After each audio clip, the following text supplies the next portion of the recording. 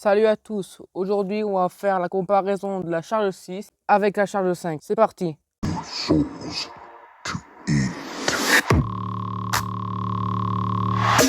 Dans la boîte de la charge 5, qui est la pailleur aimantée, il y a l'enceinte ainsi que son câble. Et sur celle-ci, c'est pareil. Donc on a une enceinte, la Dragon, mais là il n'y a pas de câble.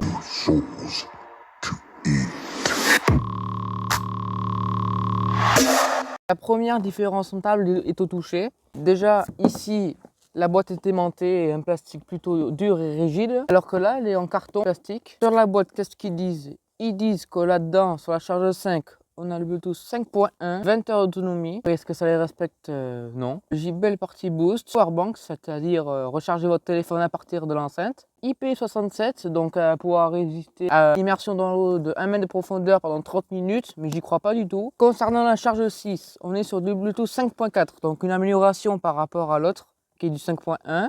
28 heures d'autonomie, aussi une amélioration. Et là, un dessin de la Dragon qui montre qu'elle peut être, qu'on peut l'enlever, la mettre comme ça, ou très bien comme ça. Enfin, ça dépend comment on le souhaite. Pareil, hein, d'ailleurs, je n'ai pas dit. Les deux, c'est Party Boost et Auracast. C'est pas la même chose, mais toutes les enceintes portant la même type de connexion peuvent se connecter entre elles. JBL Portable, c'est une application. Powerbank P68, une amélioration à la 7.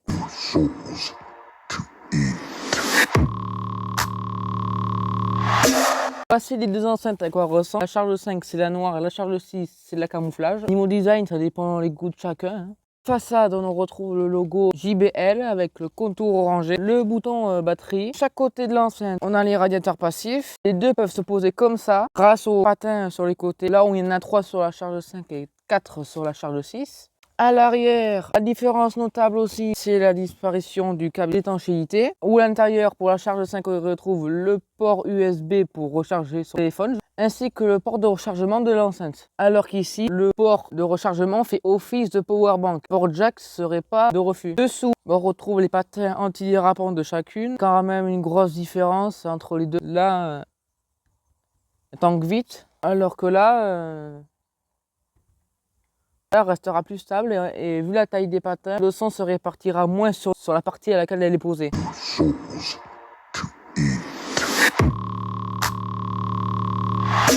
Commencer par le play pause, une pression pour faire play ou pause, deux pressions pour aller à la musique suivante, trois pressions pour reculer à la musique d'avant. Les boutons plus et moins, le Bluetooth, le bouton on-off et ainsi le Party Boost, ce bouton qui permet de connecter plusieurs enceintes. Concernant la 6, pareil, le bouton play pause qui permet de faire strictement la même chose que la charge 5, c'est-à-dire une pression pour faire play pause, deux pressions pour aller à la musique suivante et trois pressions pour aller à la musique d'avant.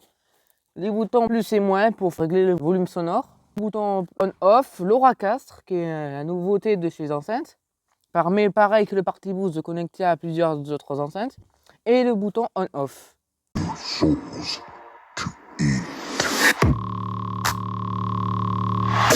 Niveau caractéristiques, les deux sont quand même assez différentes, que ce soit niveau batterie, niveau fréquence, niveau puissance RMS. Pour la charge 5, dit 30 watts. On est sur une conception d'un woofer et d'un tweeter. Sachez que les watts ne s'additionnent pas s'ils ne sont pas reliés de la même fréquence. La puissance d'un woofer et la puissance d'un tweeter ne s'additionnent pas. La puissance de deux tweeters s'additionne. Donc deux radiateurs passifs. La plage de fréquence descend de 60 Hz jusqu'à 20 000 Hz, donc soit 20 kHz. 20 heures d'autonomie, IP67. Les deux, que ce soit elle ou elle, ils affichent supérieur à 80 dB. Ça veut rien dire, ça veut tout dire. Concernant la charge 6, donc on est pareil conception que la charge 5, donc un woofer et un tweeter. Alors de ce que je sais, le woofer est un peu plus gros, 45 watts, 28 heures d'autonomie. Alors ils disent 24 heures à musique normale en fonction du volume et 28 heures avec le Paytime Boost. J'ai testé le Paytime Boost, c'est pas flagrant. Hein.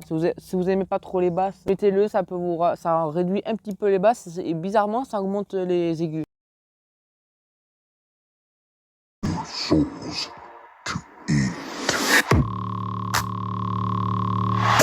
C'est parti, on a eu mes enceintes. Normalement, elles devront directement se connecter au téléphone. Au premier démarrage, d'ailleurs, le Bluetooth, il se mettra automatiquement en appairage. Donc, vous appuyez une fois sur mon appairage pour un nouvel périphérique. L'appli, ils en ont toutes les deux une. Donc déjà la charge 6, ça me saute dessus. On a le niveau de batterie qui est bien plus précis que le témoin sur les enceintes. Les différents Q. On a le JBL signature, le chill, le énergique, le vocal et le custom. Le custom est pratique. On a un équaliseur 7 bandes, le Paytime Boost. Si vous l'avez activé, vous ne pouvez pas agir sur les équaliseurs. Le groupe stéréo, si on a une seconde de charge 6. Si on a une JBL Go 4, ça marchera pas. Niveau charge 5, on a le niveau de batterie, l'équaliseur, donc 3 bandes comparé à 7 bandes, donc ça, c'est vraiment une amélioration de la charge 6. Le groupe stéréo, pareil, avec une seconde de charge 5. Les deux ne peuvent pas se connecter.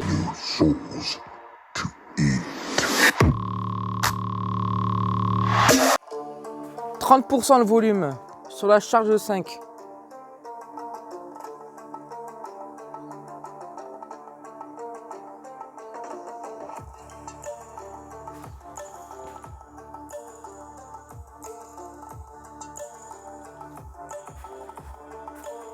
Charge 6. C'est quand même plus puissant. C'est le même volume.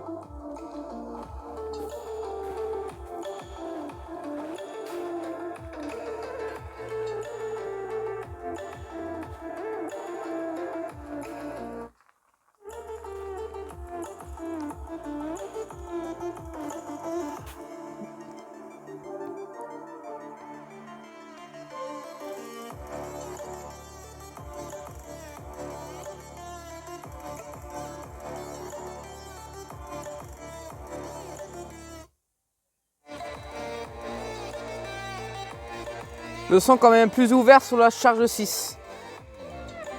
Plus équilibré.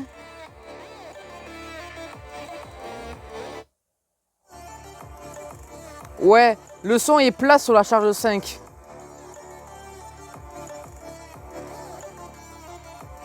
Je précise que les EQ, il n'y en a pas d'EQ. Hein. Charge 6, JBL signature, JBL charge 5, normal, sans équaliseur.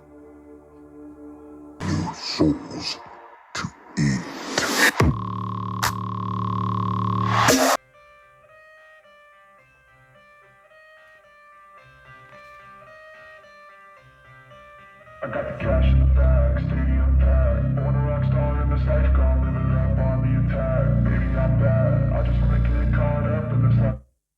Crazy, I'm bad, doing no cap. Only got one, so you better go live it up. Cash in the bag, stadium packed. Baby, I'm bad, baby, I'm bad.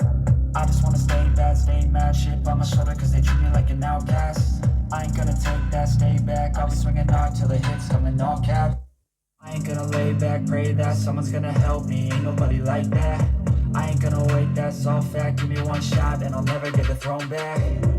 I'm sick of being cautious. I'ma go cause something, can't stop this. I'ma steal everybody's lane, call it shoplift. Sick of hearing everyone complain when they thoughtless.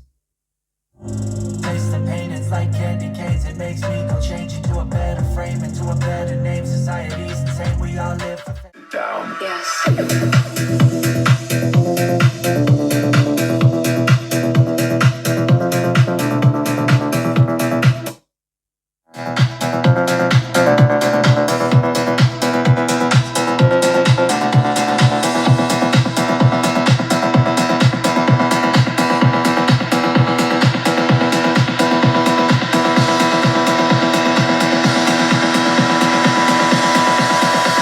Come here, sit down. Yes.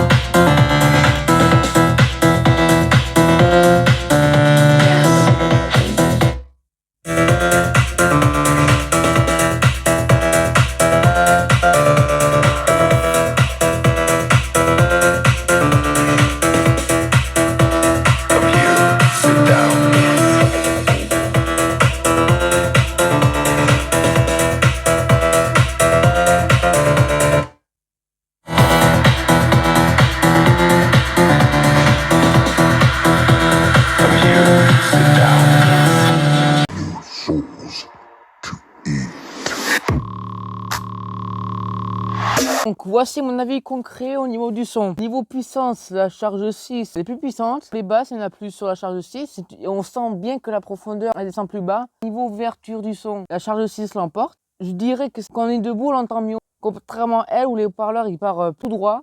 Là, le son, parce que les haut-parleurs ils sont dirigés légèrement vers le haut. Où le son il part un peu plus vers le haut, sur la hauteur de nos oreilles. Niveau vraiment qualité sonore, le son a l'air plat sur la charge 5. Contrairement à la 6, elle est plus équilibrée, le son il est plus ouvert, plus précis, des basses plus profondes, d'ailleurs plus percutantes, des médiums mieux définis et qui ressortent mieux. Il y a moins l'effet de signature en V qu'on peut ressentir chez la charge 5. Et les aigus sont aussi mieux définis, le son est vraiment meilleur sur la charge 6. Après, la charge 5, franchement, ça reste un bon son, hein. Faut pas se fier à ça, là.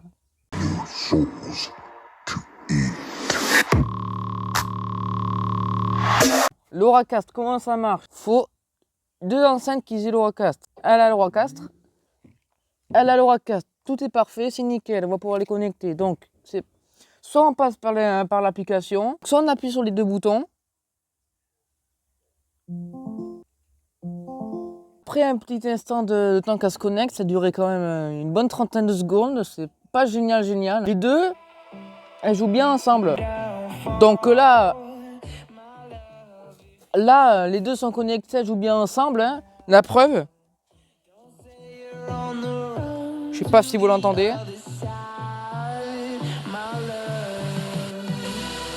Voilà. Mais là, entre les deux, on n'entend plus la Go 4, quoi. Hein. La puissance entre les deux, ça n'a rien à voir. Mais il y a une solution à ça. Elle, c'est l'enceinte mère, comme l'application nous le dit. En gros, c'est elle qui dirige elle, parce que c'est elle qui prend le Bluetooth. C'est la seule qui est connectée entre les deux au téléphone. Et comme on peut le voir, c'est l'enceinte mère des deux. C'est-à-dire qu'on monte le volume là, les deux montent. Par contre, si on monte le volume là, elle monte, mais elle non.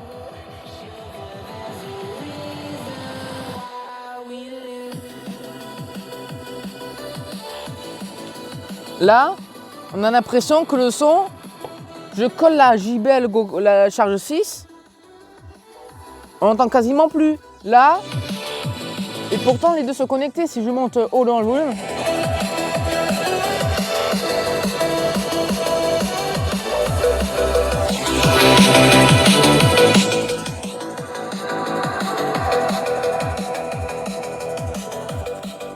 donc là, on voit bien que les deux sont connectés ensemble. Ouais.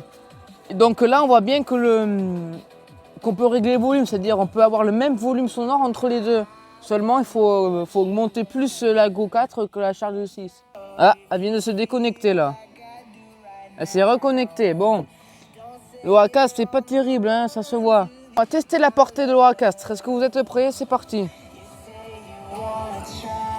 L'enceinte, elle est là. Le téléphone mère, il est là. C'est parti.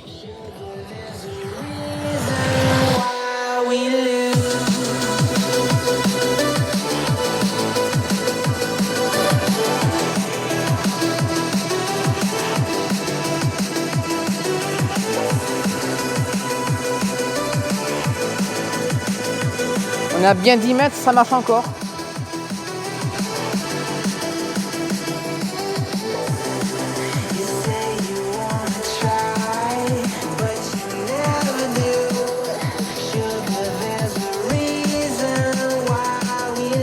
Quasi à 20 mètres.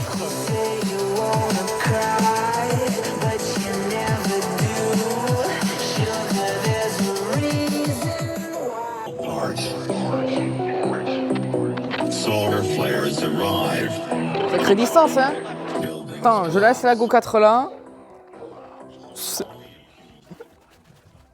Et elle marche encore, hein. Il n'y a pas d'obstacle entre les deux. Est-ce que si j'utilise l'angle de la maison,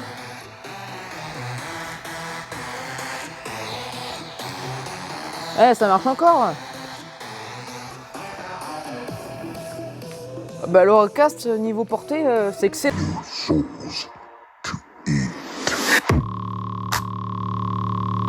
Ce que j'en pense, franchement, la charge 5, elle vaut dans les 130 €, plus ou moins, ça dépend où vous l'achetez.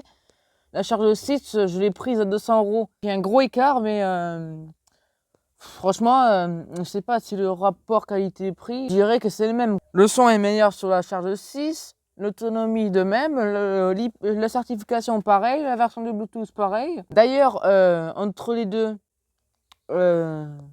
les deux, je les ai testés en regardant la télé. Le décalage est moins ressenti sur la charge 6. Alors, je dis pas qu'il n'y en a pas. Le filaire, ça gagnera. Par exemple, j'ai comparé, bon, je l'ai pas en vidéo, mais je l'ai comparé avec le système home cinéma en même temps. Il y a quand même un sacré décalage entre les deux, hein. Entre les deux enceintes et le home. Mais il est moins flagrant entre la 6 et le home qu'avec la 5 et le home cinéma. Moi, je dirais, si vous avez 120 €, moi je dirais prenez la charge 5. Mais si vous pouvez, prenez la charge 6 parce que franchement, c'est une nette amélioration, franchement, ça vaut le coup. Après, c'est selon votre budget. Merci d'avoir regardé la vidéo. J'espère que ça vous aura éclairci. Sinon, posez-moi vos questions dans les commentaires et je vous répondrai dès que je pourrai. Allez, ciao!